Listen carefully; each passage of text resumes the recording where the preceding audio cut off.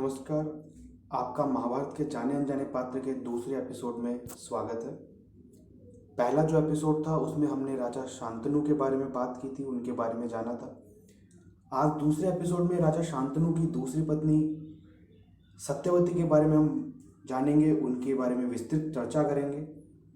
पिछले एपिसोड में हमने बात की शांतनु कौन थे, उनके पुत्र कौन थे, उनका विवाह किन किन से हुआ। हमने जाना देवव्रत की चुनौती वाली शर्त को, जाना उनका नाम भीष्म कैसे पड़ा। और आज इन सभी बातों का विस्तार पूर्वक चर्चा करेंगे इस दूसरे एपिसोड सत्यवती के बारे में। आज हम जानेंगे कि सत्यवती कौन थी, उनका विवाह कैसे हुआ, उनके पिता कौन थे, और उनके बारे में हम विस्तार पूर्वक चर्चा करेंगे। कहा जाता है कि चेदी नरेश वसु थे, उनकी पुत्री थी सत्यवती। ये भी कहा जाता है कि सत्यवती का जन्म मछली के पेट से हुआ था और उनके शरीर से मछली जैसी तेज गंध आती थी, इसलिए उनका नाम मत्स्य गंधा पड़ा। पौराणिक कथा के अनुसार आद्रिका नाम की एक अप्सरा थी, जिन्हें ब्रह्मा जी के शाप के अनुसार मछली के रूप में नदी में रहना पड़ा था। और मछुआरों ने मछली के पेट से काटकर इन दोनों को निकाला था। एक लड़की थी जिनका नाम सत्यवती था और एक लड़का था जिनका नाम मत्स्य पड़ा। मछुआरों ने उन दोनों को राजा के पास भेजा, उनको लेके गए। तो राजा ने पुत्र को तो अपना लिया, मत्स्य को तो अपना लिया गया, पर सत्यवती को मछुआरों को दे दिया गया और कहा कि इसे अपनी बेटी की तरह पालना है। मछुआरों के घरों में सत्यवती का पालन पोषण हुआ, बड़ी हुई और नदी में नाव खेने का काम करने लगी। वर्षा काल में एक दिन ऋषि पाराशर सत्यवती की नाव से नदी पार कर रहे थे। तो ऋषि सत्यवती की सुंदरता पे काफ़ी मोहित हो गए और यमुना पार करने के लिए जैसे नाव पे सवार हुए, सत्यवती का रूप और यौवन देखकर वो विचलित और व्याकुल हो उठे। ऋषि पाराशर ने सत्यवती से संसर्ग करने की इच्छा जताई। सत्यवती ने उन्हें कहा कि यह अनैतिक होगा, मैं किसी भी प्रकार से इसके लिए राजी नहीं हूँ।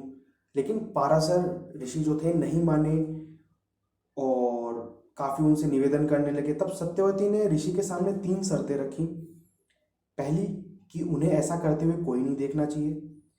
ऐसे में पाराशर ऋषि काफ़ी विद्वान, योग सिद्ध, संपन्न, प्रसिद्ध ऋषि थे, तो उनके लिए ये कोई बड़ी बात नहीं थी। उन्होंने तुरंत ही एक कृत्रिम आवरण बना दिया उनके चारों तरफ, जिससे कोई देख ना सके। एक धुंध चारों तरफ हो गई। दूसरी शर्त थी कि उनकी कौमार्यता भंग नहीं हो। तो ऐसे में ऋषि ने आश्वासन दिया कि बच्चे के जन्म के तुरंत बाद वो कौमार्यता पहले जैसी हो जाएगी, उनकी कौमार्यता भंग नहीं होगी। तीसरी शर्त ये थी कि उनके शरीर से जो मछली जैसी दुर्गंध आती है, उसके स्थान पे बहुत अच्छी सुगंध आने लग जाए, वो दुर्गंध एक सुगंध में परिवर्तित हो जाए। तब ऋषि ने ये भी कर दिया, चारों तरफ एक सुगंधित वातावरण का निर्माण कर दिया, जिससे उनका जो शरीर से मछली की जैसी दुर्गंध आती थी वो सुगंध में परिवर्तित हो गई। जब तीनों शर्तों को पूरा करने बाद सत्यवती और ऋषि ने संसर्ग किया, तो इसके परिणाम स्वरूप उनको एक पुत्र प्राप्त हुआ जो काले रंग के थे और एक द्वीप पे वो पैदा हुए थे। तो उनका नाम कृष्ण द्वैपायन रखा गया। जो कृष्ण द्वैपायन थे आगे चलकर यही महर्षि वेदव्यास के नाम से प्रसिद्ध हुए। और कहा जाता है कि धृतराष्ट्र, पांडु और विदुर महर्षि वेदव्यास के ही पुत्र हैं। इन्हें उनका ही पुत्र माना जाता है। इसके बारे में आगे हम बात करेंगे। तो महर्षि पाराशर और सत्यवती से एक पुत्र हुआ जिनको वेदव्यास के नाम से जाना जाता है। और जब ये इनकी उत्पन्न हुए तो ये तुरंत ही बाल्यावस्था में आ गए ये, और उन्होंने अपनी माँ से कहा, यानी सत्यवती से द्वैपायन ने कहा, कृष्ण द्वैपायन ने कहा कि आपको जब भी मेरी आवश्यकता पड़े आप मुझे याद कर लीजिएगा, मैं आपके पास तुरंत ही आ जाऊंगा। और अपनी माँ की आज्ञा लेकर वो वहीं से तपस्या करने वन में चले गए। शिव पुराण में वेदव्यास जी के लिए कहा जाता है, अष्टादश पुराणा नाम वक्ता सत्यवती सुत है, कि 18 पुराणों के वक्ता सत्यवती के पुत्र वेदव्यास जी ने 18 पुराण, भागवत, महाभारत और वेदांत सूत्र आदि की रचना की। और जैसा कि मैंने आपको पिछले पार्ट में बताया था कि सत्यवती और राजा शांतनु को दो पुत्र थे। पहले थे चित्रांगद और छोटे थे विचित्रवीर्य। चित्रांगद को शांतनु के बाद राजा बनाया गया और चित्रांगद जो थे वो राजा बनने के बाद युद्ध में मारे गए थे। तो छोटे भाई विचित्रवीर्य को उन्होंने राजा बनाया गया। अब हम जानते हैं कि भीष्म प्रतिज्ञा इसमें कहाँ से आती है। देवव्रत थे, उन्हें भीष्म नाम से क्यों जाना गया, तो उसके बारे में हम जानते हैं कि एक दिन महाराजा शांतनु यमुना नदी के तट पे घूम रहे थे और उन्होंने नदी में नाव चलाते हुए एक बहुत सुंदर कन्या दिखाई दी, जिसके बारे में हमने पहले बात की थी। और उनसे काफ़ी अच्छी सुगंध आ रही थी, जैसा कि आपको मैंने पहले बताया कि महर्षि पराशर के आशीर्वाद से उनको ये ऐसी सुगंध मिली थी। तो बहुत अच्छी सुगंध आ रही थी। तो महाराज ने, शांतनु जी ने उनसे, कन्या से पूछा कि हे देवी तुम कौन हो। तो कन्या ने बताया कि मेरा नाम सत्यवती है और मैं निषाद कन्या हूँ, यानी मैं मछुआरे की बेटी हूँ। तो शांतनु उसके रूप यौवन पर एकदम पागल हो गए, रीझ गए उस पर। उन्होंने तुरंत ही उनके पिता के पास पहुंचे, सत्यवती के पिता के पास पहुंचे और विवाह का प्रस्ताव रख दिया। इस पर मछुआरे जो थे उसने कहा कि राजन, मुझे अपनी कन्या का आपके साथ विवाह करने में कोई आपत्ति नहीं है, पर आपको मेरी कन्या के गर्भ से उत्पन्न पुत्र को ही अपने राज्य का उत्तराधिकारी बनाना होगा।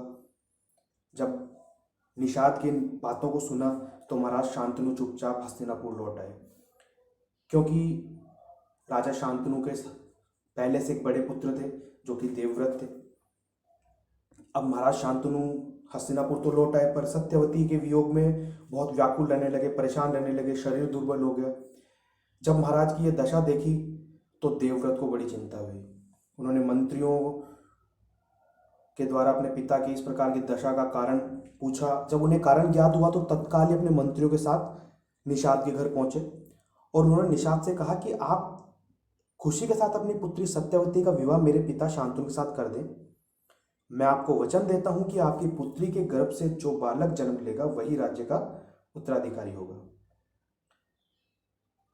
और आगे चल के मेरी कोई संतान आपकी पुत्री का संतान जो आपकी होगी उसका अधिकार ना छीन पाए, क्योंकि वो बड़े थे। इसलिए मैं आजन्म अविवाहित रहूंगा, क्योंकि वो बड़े थे और उनके अगर कोई पुत्र होता तो वही राज कार्य संभालने का उत्तराधिकारी होता, वही राजा बनने का उत्तराधिकारी होता। तो इसलिए उन्होंने उनके सामने ये प्रतिज्ञा की कि मैं आजन्म अविवाहित रहूंगा। उनकी जब इस प्रतिज्ञा को निषाद ने देखा तो हाथ जोड़कर उन्होंने कहा कि हे देवव्रत, आपकी प्रतिज्ञा अभूतपूर्व है। आपका मैं ये आपके पिता के प्रति इतना समर्पण देखकर मैं काफ़ी चकित हूँ। तो इतना कहकर निषाद ने तत्काल ही पुत्री सत्यवती को देवव्रत के साथ हस्तिनापुर भेज दिया। देवव्रत अपनी माता सत्यवती को लेकर पिता शांतनु के पास आए, उनका विवाह हुआ। जब शांतनु ने देखा कि पुत्र ने अपनी पितृभक्ति दिखाई है, पिता के प्रति उनकी ऐसी आज्ञाकारिता है, तो और अपने पिता के लिए उन्होंने ऐसी प्रतिज्ञा की है, तो उन्होंने शांतनु ने देवव्रत से कहा कि आपने जो ये पितृभक्ति के वशभूत होकर ऐसी प्रतिज्ञा की है, ऐसी आज तक ना तो किसी ने की है और ना भविष्य में ऐसा कोई करेगा। तो मैं तुम्हें वरदान देता हूँ कि तुम्हारी मृत्यु तेरी इच्छा से ही होगी। इच्छा मृत्यु का वरदान दिया था, ये आपको मैंने पिछले पार्ट में बताया था।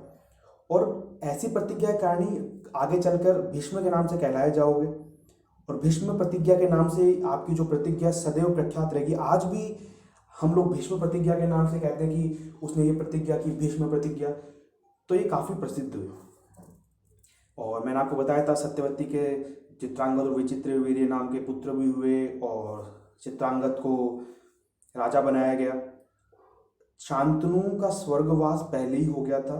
चित्रांगद और विचित्रवीर्य छोटे थे जब ही, और उनका पालन पोषण भीष्म ने ही किया था, और भीष्म ने ही चित्रांगद के बड़े होने पर उसे राजगद्दी में बैठाया था। लेकिन मैंने आपको भी पहले बताया कि गंधर्वों से युद्ध करते हुए चित्रांगद मारे गए थे, तो भीष्म ने उनके भाई विचित्रवीर्य को राज्य सौंप दिया।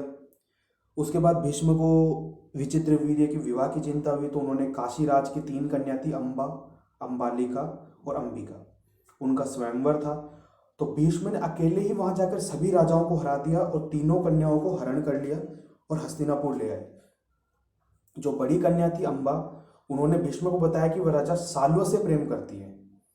तो ये सुनकर भीष्म ने उन्हें राजा साल्व के पास भिजवाया।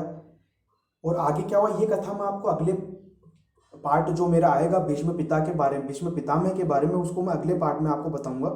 पर आज इतना ही है कि राजा साल्व के पास उन्हें भिजवा दिया गया और अंबिका और अंबालिका का विवाह विचित्र वीर्य के साथ करवा दिया गया।